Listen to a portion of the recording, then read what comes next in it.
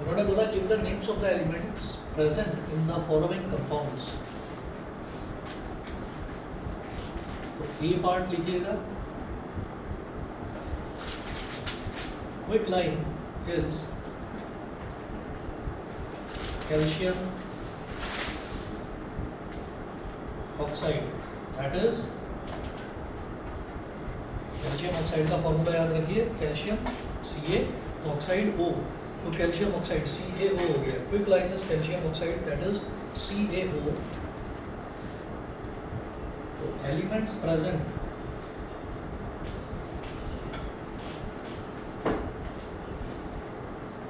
Present क्या क्या है, कैल्शियम एंड क्या, ऑक्सीजन।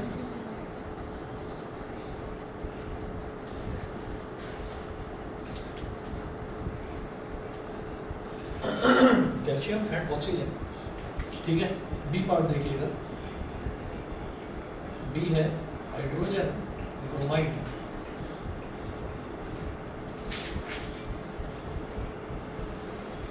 तो हाइड्रोजन ब्रोमाइड जैसा नाम से ही समझ में आ रहा है, जैसे था कैल्शियम ऑक्साइड, है ना, तो नाम से ही समझ में आ रहा है कि ये कोई कॉमन नेम नहीं है, ये केमिकल नेम दे रखा है, ठीक है, ये केमिकल नेम दे रखा है। तो हाइड्रोजन ब्रोमाइड बनेगा किसकी हेल्प से, हाइड्रोजन और ब्रोमीन की हेल्प से, तो HBr इसका फॉर्मूला होता है। तो आप लिखें हाइड्रोजन ब्रोमाइड इज HBr। तो elements present hydrogen and bromine, जैसे ऑक्सीजन का बन जाता है ऑक्साइड ऑक्सीजन का बन जाता है ऑक्साइड, क्लोरीन का बन जाता है क्लोराइड, ऐसे ही ब्रोमीन का बन जाता है ब्रोमाइड, ठीक है। तो उसके बाद सी पार्ट देखिएगा,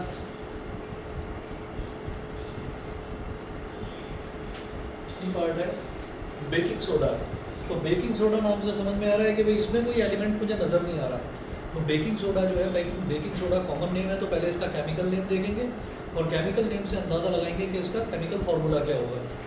तो baking soda is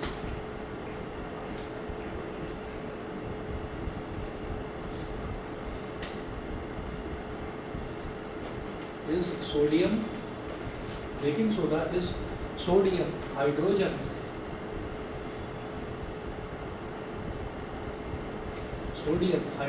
carbonate,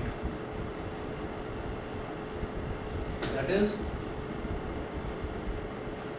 NaHCO3। Baking soda is sodium hydrogen carbonate, that is NaHCO3। अच्छा, तो NaHCO3, इसमें फिर एलिमेंट्स कौन कौन से हुए, तो एलिमेंट्स प्रेजेंट, कौन से एलिमेंट्स होगा बेटा, सोडियम हाइड्रोजन,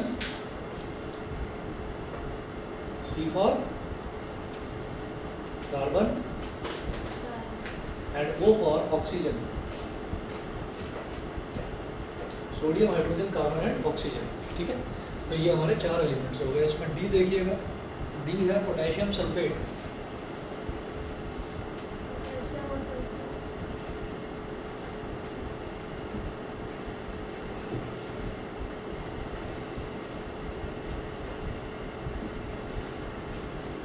पोटेशियम सल्फेट, तो पोटेशियम सल्फेट क्या होगा, पोटेशियम सल्फेट फिर देखिएगा कि ये कोई कॉमन नेम नहीं है, ये अगेन केमिकल नेम है। पोटेशियम एक एलिमेंट है, मैं जानता हूँ।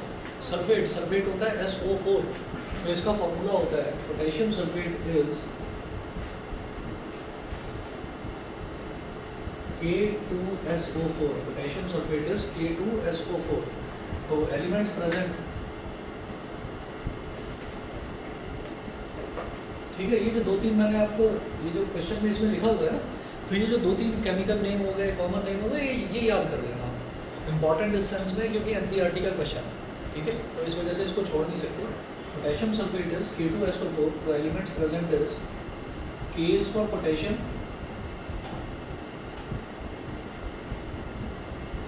S is for sulfur, and O यानी कि oxygen, potassium, sulphur and oxygen.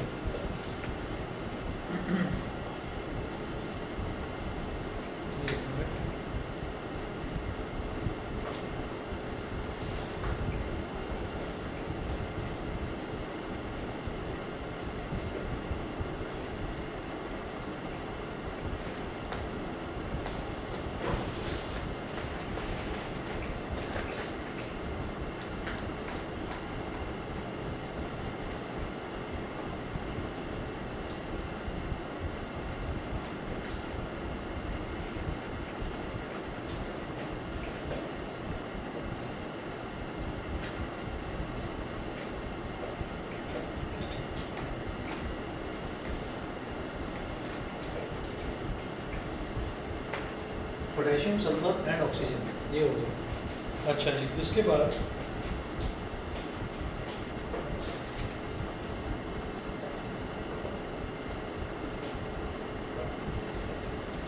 एक हेडिंग डालेंगे the case of alloys, the case of alloys. Question complete हो गया। नेक्स्ट आप हेडिंग डालेंगे the case of alloys. Star mark कर लेना इस पर, स्टार मार्क कर लेना द केस ऑफ अलॉयज।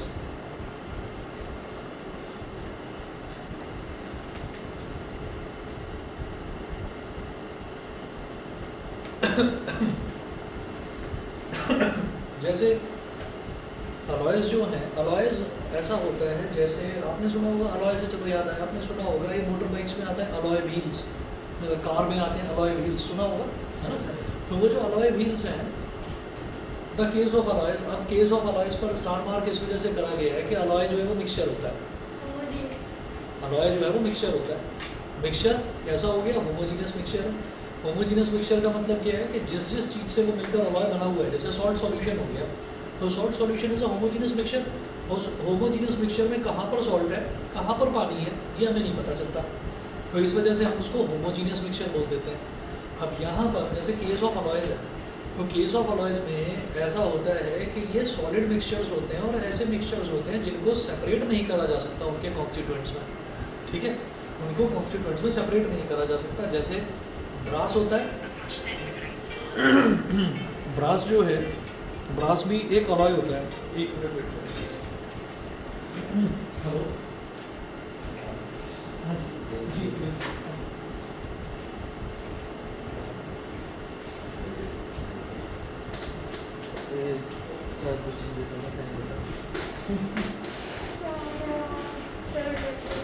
कल पूरी वीवीआईपी पार करके चली गई अपनी सोसाइटी में, वहाँ पे आके चली मुझे बहुत दूर है। मैं बहुत दूर पहुँच गई। हाँ, टाइम बताइए। 7:04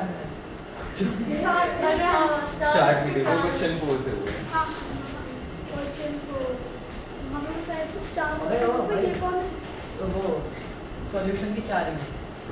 हाँ, पॉइंट पर तो ऑप्शन भी 4 ही है। उस हिसाब से सॉल्यूशन का ऑप्शन ये भी 4 के है, पहले कैमरा लेटर भी में 4 के है। मैं केस में बोला है, वर्ड्स भी बोल। 24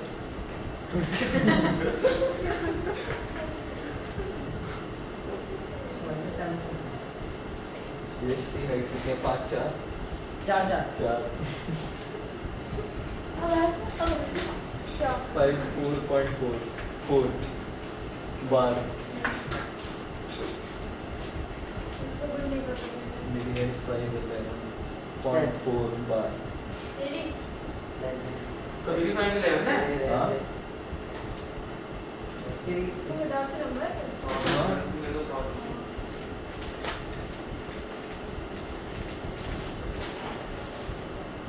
आज ट्यूसडे है, Wednesday। अच्छा, तो नोट करिएगा केस ऑफ अलॉयज, लिखिएगा, इसमें इंपॉर्टेंट क्वेश्चन बनता है। Alloys are homogeneous mixtures of metals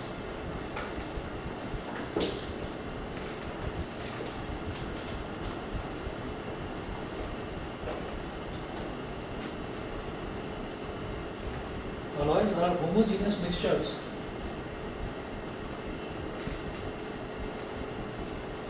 alloys are homogeneous mixtures of metals and cannot be separated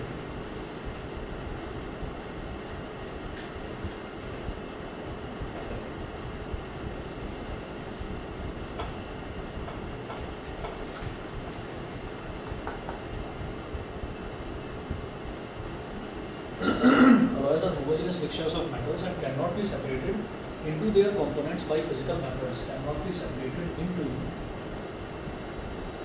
their components by physical methods.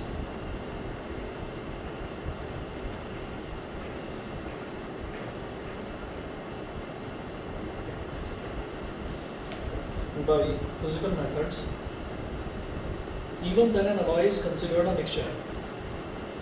Full stop. Even then an alloy is considered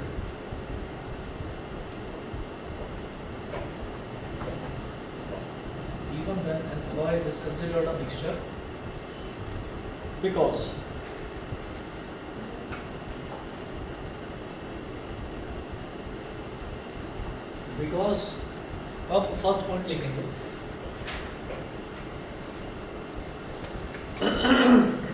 first point लिखेंगे it shows the properties of its constituents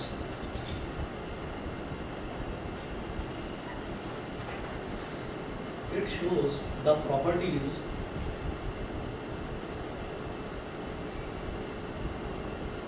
of its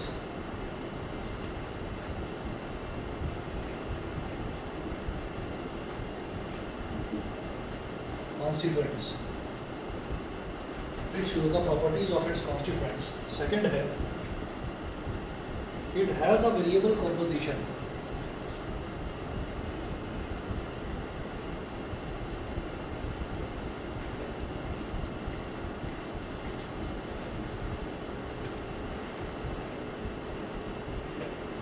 It has a variable composition. It has a variable composition. For example, अगला point में लिखना. For example, brass is a homogeneous substance composed of copper and zinc.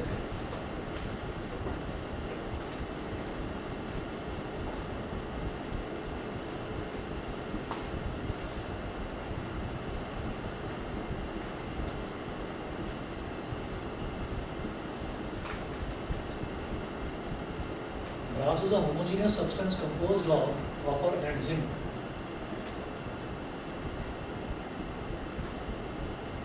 Brass is a homogeneous substance composed of copper and zinc and cannot be separated into its constituents by physical methods.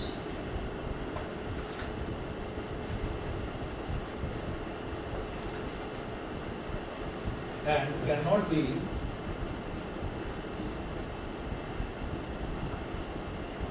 separated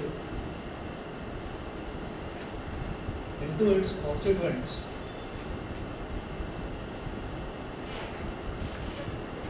by physical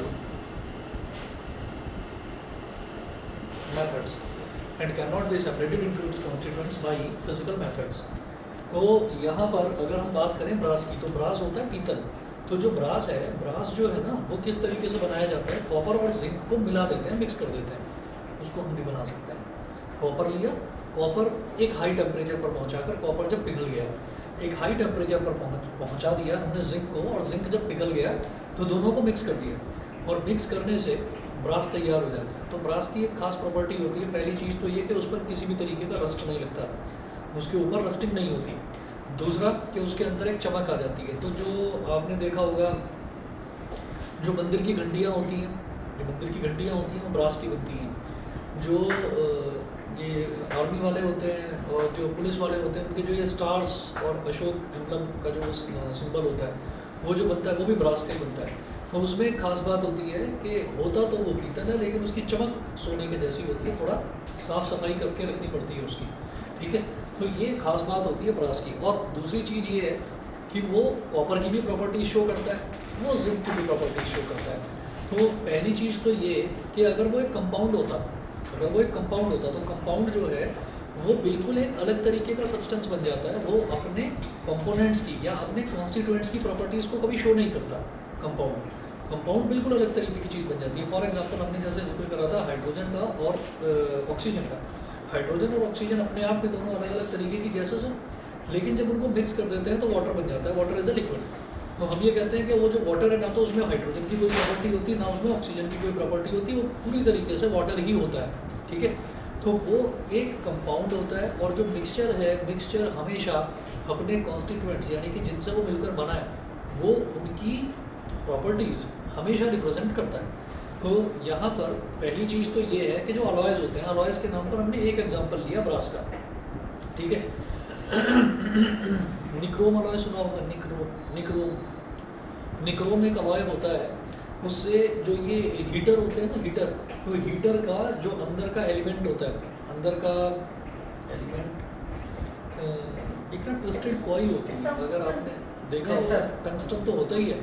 हमने ये कहा tungsten तो एक element है, हमने ये कहा कि निक्रोम का एक अलॉय होता है। तो कभी भी हीटर देखोगे तो हीटर के अंदर ना वायर होती है ऐसे ट्विस्टेड वायर होती है। तो वो जो वायर है वो भी एक अलॉय की बनती है, वो भी एक अलॉय की बनती है। तो अलॉय की खास प्रॉपर्टी क्या होती है? फॉर एग्जांपल आप लोगों को पता नहीं ये चीज़ मालूम होगी या नहीं, पहले जो मोटर बाइक्स आया करती थी, इनफैक्ट कुछ स्कूटर्स भी आया करते थे, तो उनके जो व्हील होते थे ना, तो उनके जो व्हील होते थे उनमें स्पोक्स लगी रहती थी। स्पोक्स देखा है? स्पोक्स मतलब लंबी लंबी वो जो तीलियाँ होती हैं, सर अभी भी आते हैं, अभी भी आती है ना, बुलेट में आता है, Yes, sir. स्पोक्स आती हैं।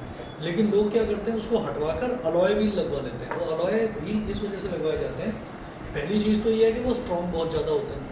दूसरी चीज़ ये है कि धूल मिट्टी आंधी बारिश कहीं पर भी चले उस पर रस्टिंग नहीं होती, वो ख़राब नहीं होते।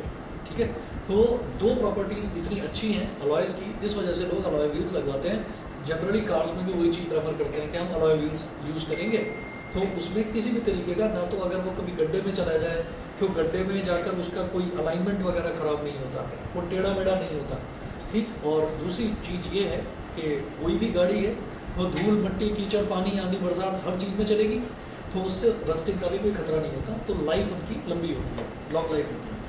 तो यहाँ पर हमने ये देखा कि फिजिकल मेथड से हम किसी भी अलॉय को सेपरेट नहीं कर सकते, पहली प्रॉपर्टी। ठीक है, उसके बावजूद भी ये कंपाउंड की प्रॉपर्टी है, उसके बावजूद भी उसको मिक्सचर क्या क्यों बोलते हैं? क्योंकि वो जो है वो अपने कॉन्स्टिट्यूएंट्स की प्रॉपर्टी शो करता है, पहला रीज़न।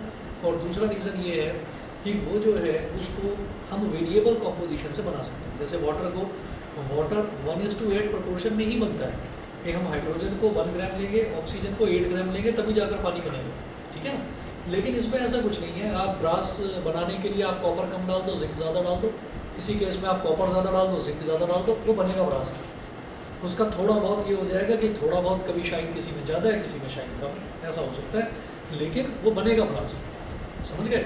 तो वेरिएबल कॉम्पोजिशन मिक्सचर्स में ही होता है। जैसे मैंने शिकंजी बनाई तो मेरी शिकंजी ज़्यादा मीठी थी क्योंकि मैंने ज़्यादा चीनी डाल दी उसमें। आपने शिकंजी बनाई, आपने थोड़ी चीनी कम डाली, तो आपकी शिकंजी थोड़ी सी कम मीठी रहेगी।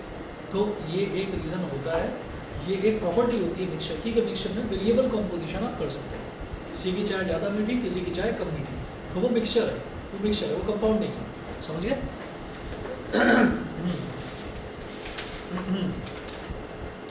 अगला टॉपिक बड़ा इंपॉर्टेंट है, हेडिंग डालेंगे है solutions, suspensions and colloids.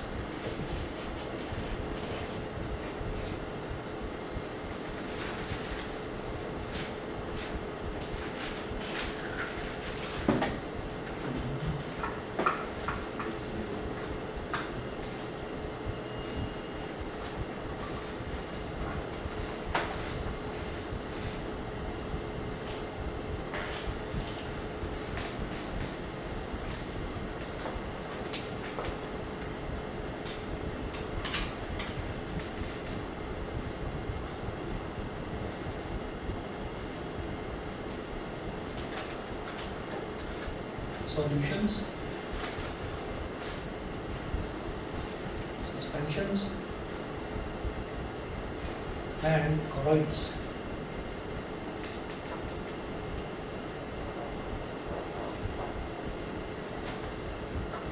Solutions, suspensions and colloids.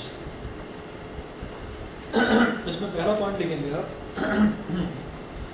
अभी तो वैसे तीनों को अलग अलग पढ़ते हैं, सॉल्यूशन को अलग, कि सॉल्यूशन क्या होता है, सस्पेंशन को अलग और कॉलॉइड को अलग।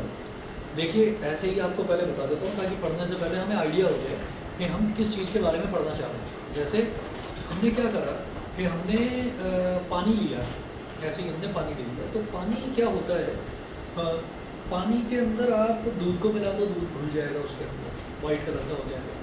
पानी के अंदर आप नमक को मिला दो, नमक घुल जाएगा। आप उसके अंदर आप उसके अंदर चीनी को मिला दो, वो घुल जाएगा। तो कुल मिलाकर क्या है कि पानी के अंदर अगर हम किसी भी चीज़ को डाल रहे हैं तो वो घुल रही है। तो जिस चीज़ के अंदर फॉर एग्जांपल पानी है, पानी के अंदर हम किसी चीज़ को डाल रहे हैं, तो जिस चीज़ को डालते हैं दैट इज़ कॉल्ड सॉल्यूट, और जिस चीज़ के अंदर डालते हैं दैट इज़ कॉल्ड सॉल्वेंट। तो जैसे पानी है, तो पानी के अंदर हम चीनी डाल रहे हैं, तो पानी एब्जॉर्ब कर रहा है अपने अंदर, तो पानी जो है वो कहलाएगा सॉल्वेंट, और चीनी जो है वो कहलाएगी सॉल्यूट। अच्छा, सॉल्यूट और सॉल्वेंट जब ये दोनों मिक्स हो जाते हैं तो दैट इज़ कॉल्ड सॉल्यूशन। अब एक चीज़ और होती है, सॉल्यूशन जो है, सॉल्यूशन हमारा कुछ इस तरीके का होता है कि हमने ये कहा था कि जितने भी सॉल्यूशंस होते हैं सारे के सारे मिक्सचर्स होते हैं, सारे के सारे सॉल्यूशन जो है वो मिक्सचर्स होते हैं। तो अब इसमें ये होता है कि जैसे सॉल्यूशन है, तो हमने किसी चीज़ को मिलाया, घोलते जा रहे हैं, ऑयल लिया, ऑयल को पानी में डाल दिया, मिलाते जा रहे हैं, क्या वो घुल पाएगा? नहीं घुल पाएगा, वो उसके ऊपर फ्लोट करता रहेगा। तो कितना भी घोल लेने पर भी अगर कोई चीज़ किसी चीज़ में मिसिबल नहीं होती है, घुलती नहीं है, तो उसकी दो तरीके की चीज़ें हो सकती हैं। या तो वो नीचे बैठ जाएगी, तो उसको बोलेंगे प्रेसिपिटेट। नीचे अगर वो चीज़ बैठ जाएगी, फॉर एग्जांपल रेत, जो सैंड है, सैंड को आप मिलाते रहो, तो सैंड, क्योंकि सैंड की डेंसिटी ज़्यादा होती है पानी के कंपैरिजन में, तो वो नीचे जाकर डिपॉजिट हो जाता है, तो उसको बोलते हैं प्रेसिपिटेट। और जब कोई चीज़ लाइटर होती है वाटर के कंपैरिजन में, तो वो फ्लोट करने लगती है ऊपर। आप मक्खन ले लो और मक्खन को मिलाने लगो पानी में, वो भी फ्लोट करेगा, ऊपर आ जाएगा। तो जहाँ पर सॉल्यूट जो है वो सॉल्वेंट के ऊपर फ्लोट करता है, उसको बोलते हैं सस्पेंशन।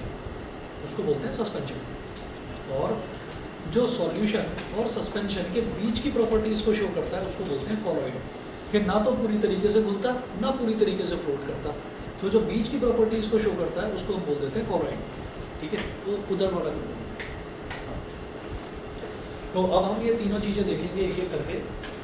तो सबसे पहले आप नोट करें, फर्स्ट पॉइंट लिखेंगे,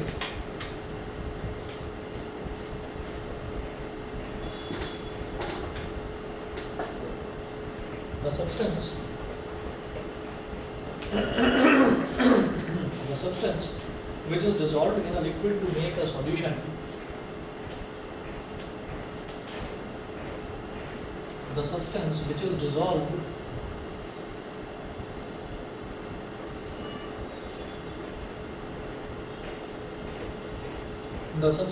dissolved in a liquid to make a solution,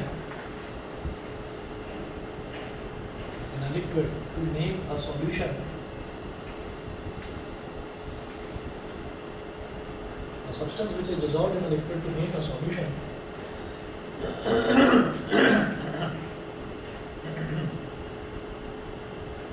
is called a solute,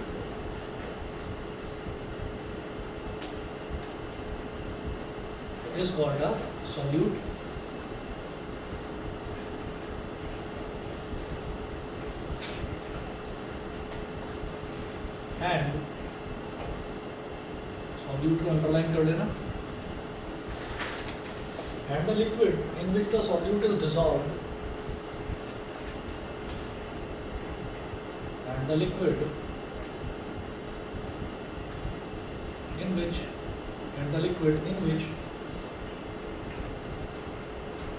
solute is dissolved is known as solvent, in which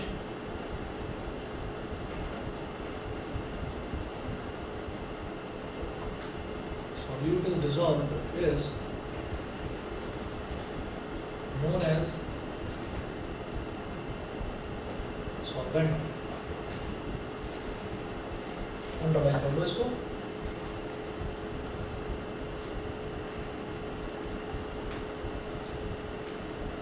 और नेक्स्ट पॉइंट लिखें, solute particles are also called dispersed particles।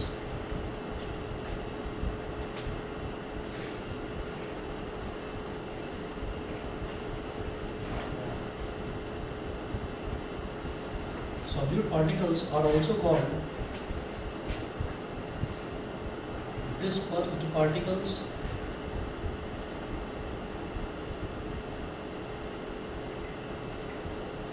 underline करिए dispersed particles and solvents are also known as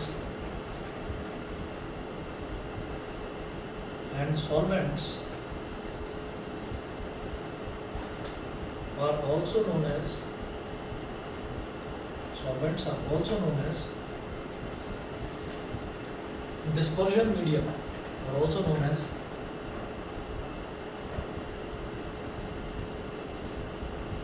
dispersion medium.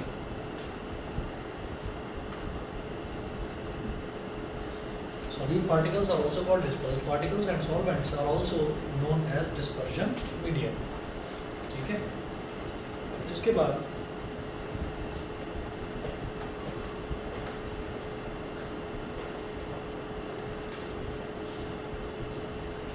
आप next heading डालेंगे solutions.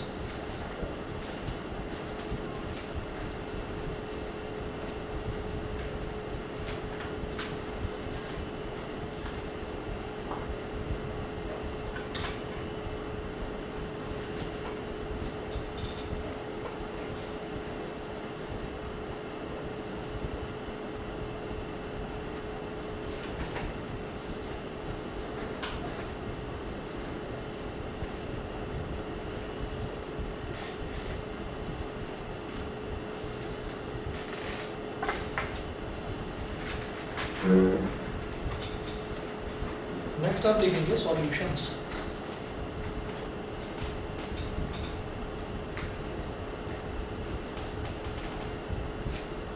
Solutions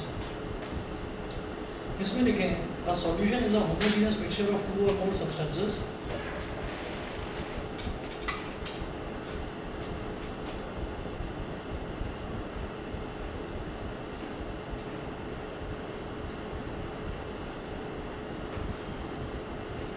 A solution is a homogeneous mixture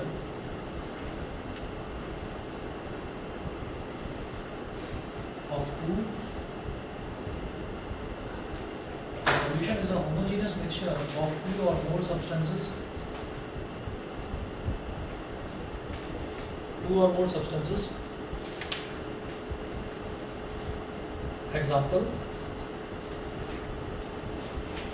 salt solution, sugar solution. Example: salt solution, comma, sugar solution, salt solution, comma, sugar solution, comma, vinegar, metal alloys,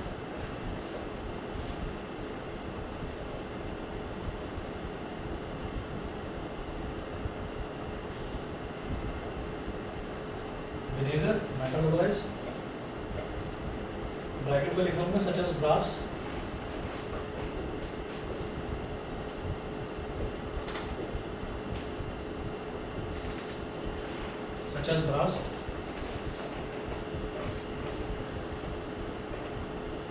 and air.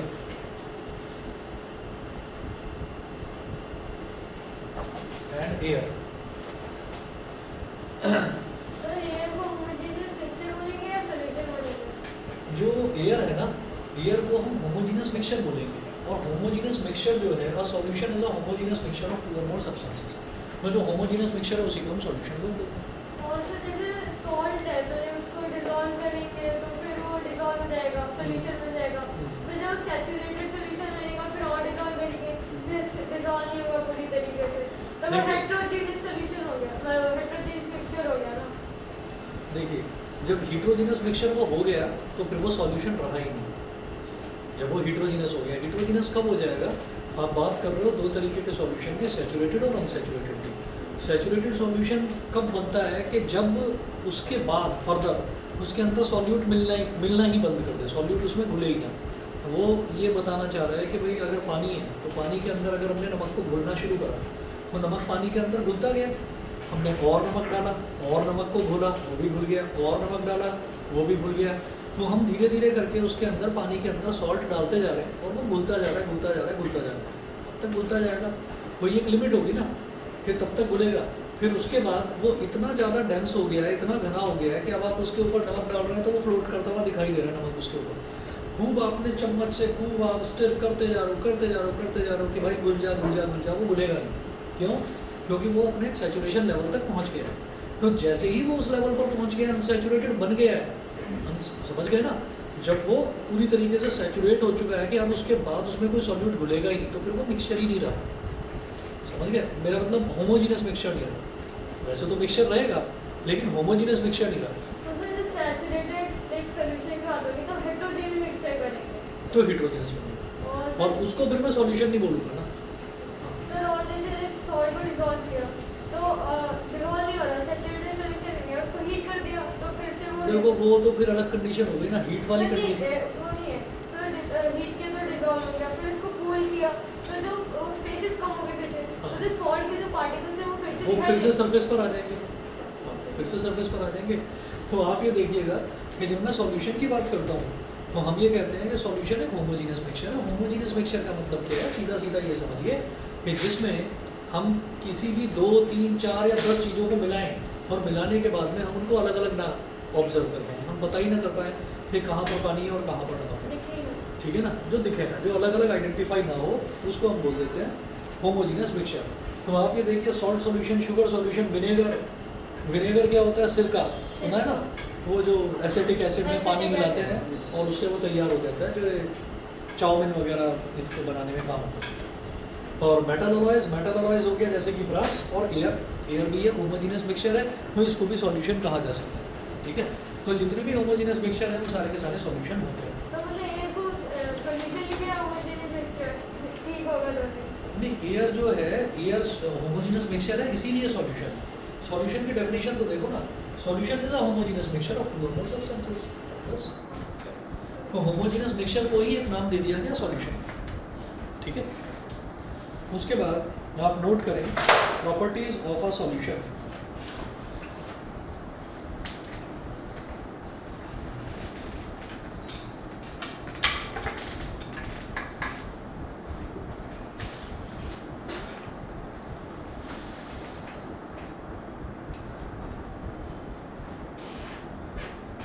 Properties of a solution.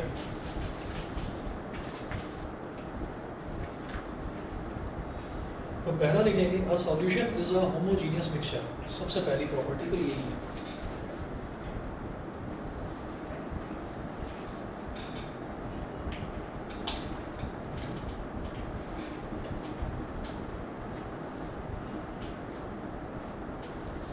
A solution is a homogeneous mixture.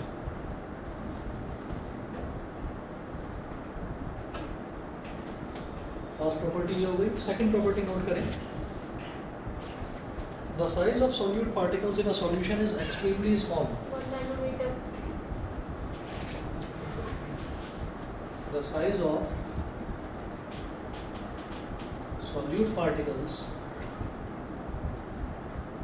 In a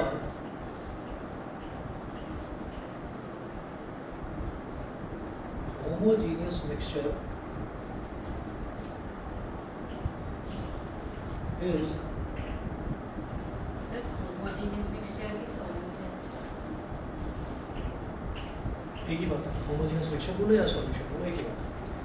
the size of solute particles in a homogeneous mixture is extremely small.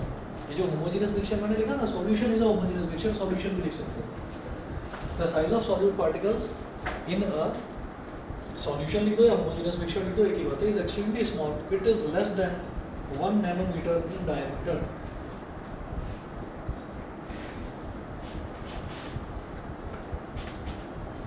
It is less than 1 nm. nm होता है nanometre, bracket में लिख रहा हूँ nanometer. It is less than 1 nanometer in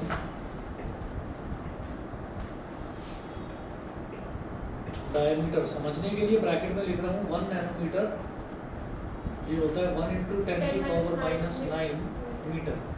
जैसे millimetre होता है तो वो होता है 1 × 1 × 10⁻³ माइक्रोमीटर में 10⁻⁻6 आ जाता है, तो नैनोमीटर में आता है 10⁻⁹ 1 × 10⁻⁹ मीटर। ये हो गया सॉल्यूट पार्टिकल्स का साइज इसमें। थर्ड है the particles of a solution.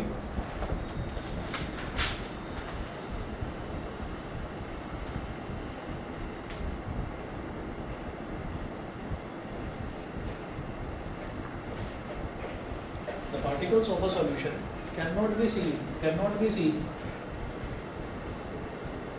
Particles of a solution cannot be seen even. The particles of a solution cannot be seen even with a microscope.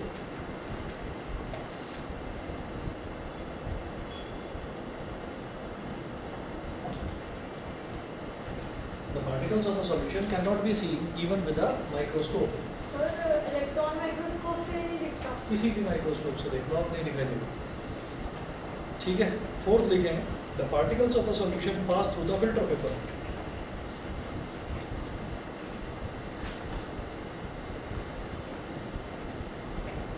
Particles of a solution pass through the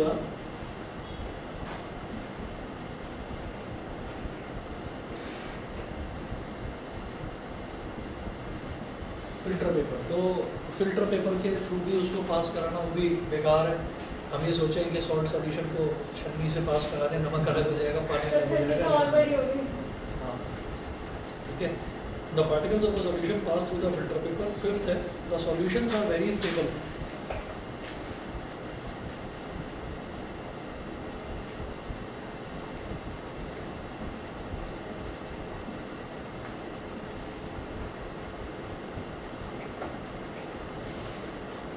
the solutions are very stable. Stable का मतलब क्या है?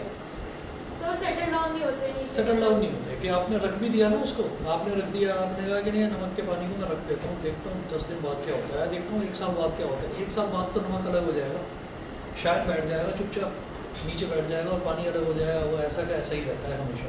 ठीक है, the solutions are very stable. देखिएगा, the particles of solute present in a solution, the particles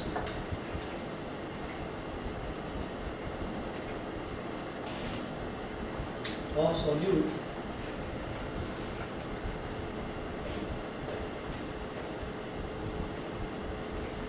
particles of solute present in a solution, particles of solute present in a solution do not separate out on keeping, do not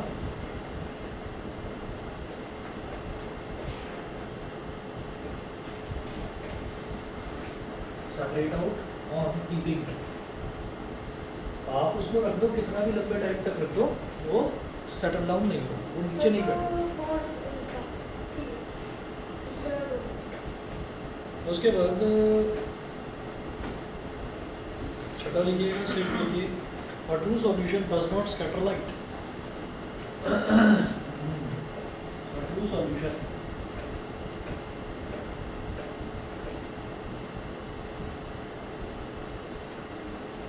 does not scatter, SCATTER, does not scatter light। Scattering का मतलब क्या होता है? Scattering का मतलब होता है किसी चीज़ को घेरना, किसी चीज़ को एंट्रैप करना, रोक लेना। तो क्या है कि a true solution does not scatter light. सोचो कि एक बड़ा सा आपने कंटेनर ले लिया जो कि ट्रांसपेरेंट ग्लास का बना हुआ है, ग्लास का है, और ग्लास वो ट्रांसपेरेंट वाला ग्लास है, ठीक है, तो वो उसका बना हुआ है। अब मान लीजिए हमने एक तरफ हम टॉर्च लेकर खड़े हो गए और हमने ये कहा कि अब हम इस पर टॉर्च मतलब टॉर्च की लाइट हम इस पर मारेंगे।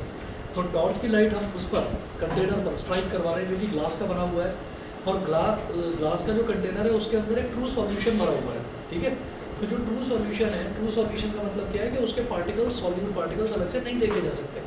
तो लाइट पूरी की पूरी पास हो जाएगी, मतलब इधर जो लाइट हमने डाली वो पूरी की पूरी लाइट उधर पास हो जाएगी। जैसे एक कंटेनर है, ट्रांसपेरेंट ग्लास का कंटेनर, उसके अंदर हमने डिस्टिल्ड वाटर भर रखा है, तो डिस्टिल्ड वाटर में तो किसी भी तरीके का कोई सॉल्ट नहीं होता। तो हमने एक तरफ से टॉर्च जलाई और हमने उसकी बीम को उस पर डाला, तो वो पूरी की पूरी लाइट जो है वो उसमें से, पानी में से होती हुई, ग्लास में से होती हुई पार बट वो निकल बीम जाएगी। दिखेगी नहीं हाँ, सर, बट वो बीम उन्हें दिखेगी नहीं। बीम दिखाई देगी। नहीं सर, स्कैटर नहीं अच्छा, करेगी। क्योंकि वो स्कैटर नहीं हो रहा है, यू आर राइट, क्योंकि वो स्कैटर नहीं हो रहा है। तो है क्या कि वो जो लाइट है वो जैसी की जैसी हमने यहाँ पर डाली, तो वैसी ही लाइट वो बाहर की तरफ चली जाएगी। क्यों? क्योंकि उसके पार्टिकल्स जो हैं, उसके पार्टिकल्स पूरी तरीके से डिजॉल्व हो चुके हैं, तो वो रोक ही नहीं रहे हैं लाइट को, वो स्कैटर ही नहीं कर रहे हैं। तो लाइट को रोकेगा कौन? जिसके पार्टिकल्स थोड़े से हैवी होंगे या जिनका साइज थोड़ा सा बड़ा होगा। समझ गए? रे टिंडल इफेक्ट होता है। हाँ, वही टिंडल इफेक्ट होता है। बताइए जी, ये 6 की 6 प्रॉपर्टीज़ क्लियर है? बताओ भाई।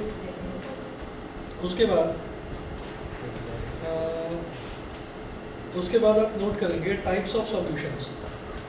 मैं ये वाला क्वेश्चन बता रहा हूँ, इधर करेंगे टाइप्स ऑफ सॉल्यूशंस।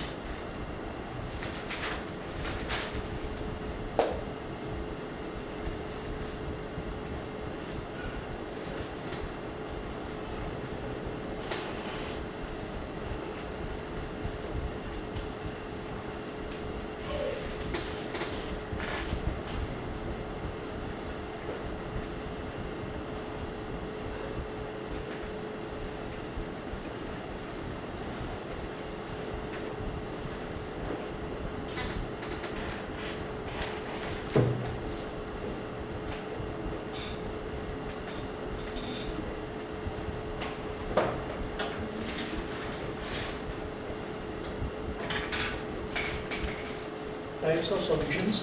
तो टाइप्स ऑफ सॉल्यूशंस में पहला लिखें, फर्स्ट है solution of solid in a solid.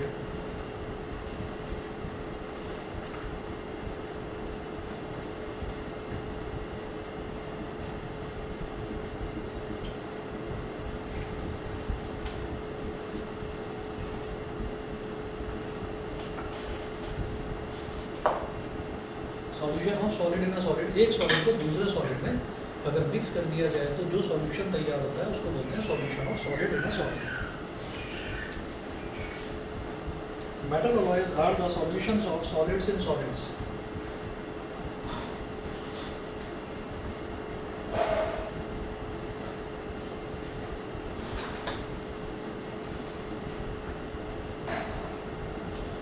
Metal alloys are the solutions of solids in solids, are the solutions of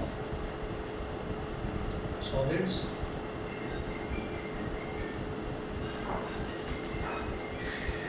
metal alloys are the solutions of solids in solids. For example, brass is a solution of zinc and copper.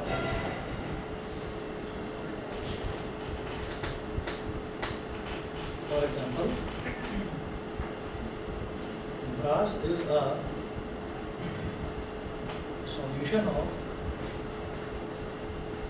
zinc in copper.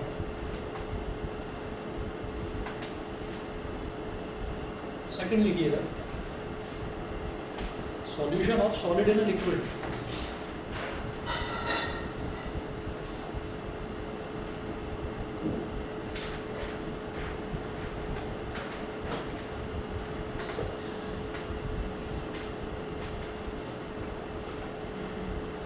तो zinc and copper होगा ना, या zinc- brass is a solution of zinc in copper. In copper मतलब copper लिया, copper के अंदर zinc हमने थोड़ा सा मिला दिया, ठीक है, या जो भी हमने सोचा कि हाँ भाई हम कितनी क्वांटिटी मिलाना चाहते हैं तो हमने मिला। मतलब किसी एक चीज़ को सॉल्वेंट और किसी एक को सॉल्यूट बनना है ना, तो इस वजह से, अच्छा। इस वजह से। Good evening sir. Good evening.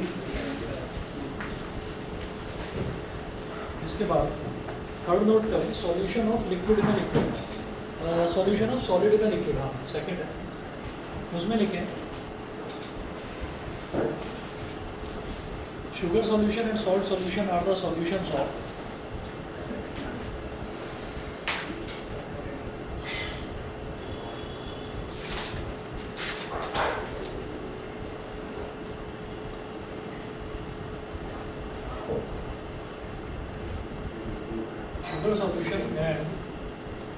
sugar solution and salt solution are the solutions of solids in liquids.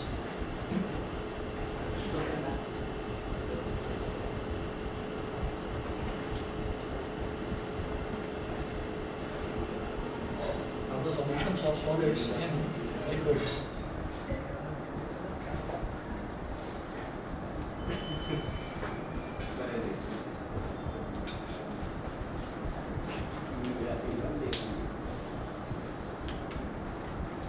Third type लिखिएगा, solution of liquid in a liquid.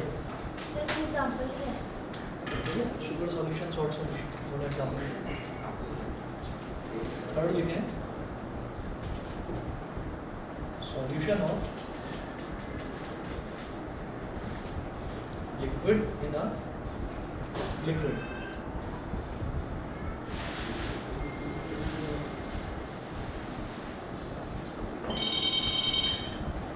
Solution of liquid in a liquid. ठीक.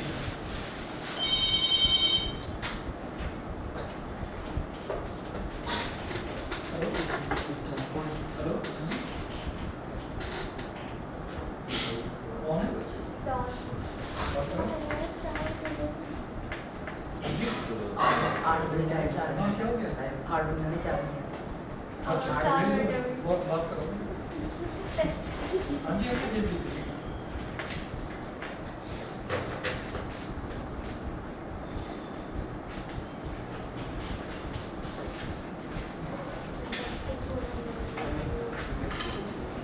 Solution of liquid in a liquid, इसमें लिखें, vinegar is a solution of acetic acid in water.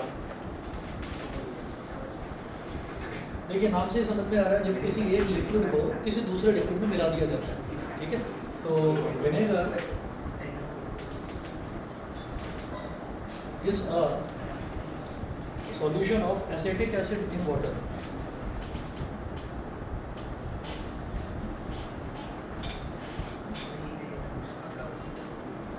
Vinegar is a solution of acetic acid in water. Fourth, solution of gas in a liquid.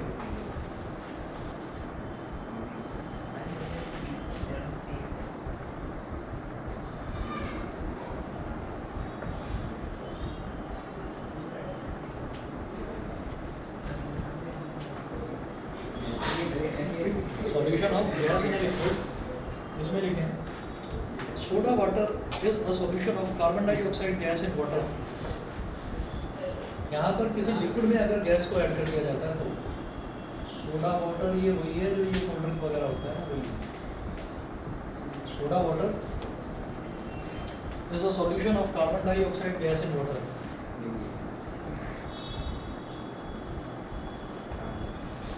Is a solution of carbon dioxide gas in water. अभी Coca Cola या Pepsi की bottle देखना, उस पर लिखा रहता है, उनके बबल्स होते हैं धीरे धीरे निकल जाता है, एक टाइम के बाद में निकल जाता है. आप कभी देखिएगा, बॉटल देखना, उस पर लिखा रहता है कि it contains sweet and carbonated water. तो स्वीट एंड कार्बोनेटेड वाटर का मतलब क्या है कि पानी है, पानी के अंदर आपने चीनी मिला रखी है खूब अच्छे से, और उसके साथ साथ उसके अंदर कार्बन डाइऑक्साइड मिक्स होती है, तो इसीलिए उसको स्वीट एंड कार्बोनेटेड वाटर बोलते हैं. पांचवा देखिएगा, solution of gas in a gas. कितने हैं टोटल?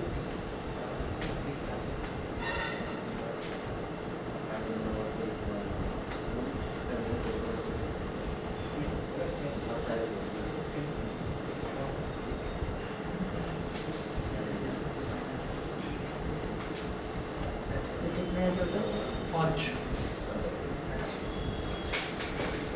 नोट करिएगा, solution of gas in a gas.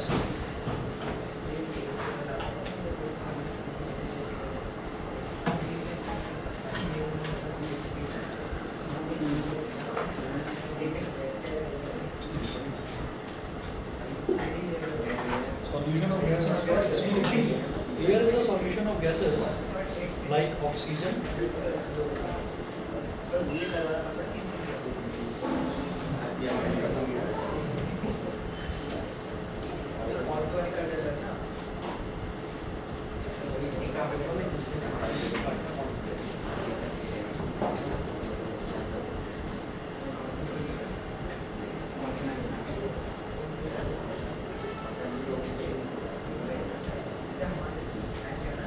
इतना कर दीजिए बस आज।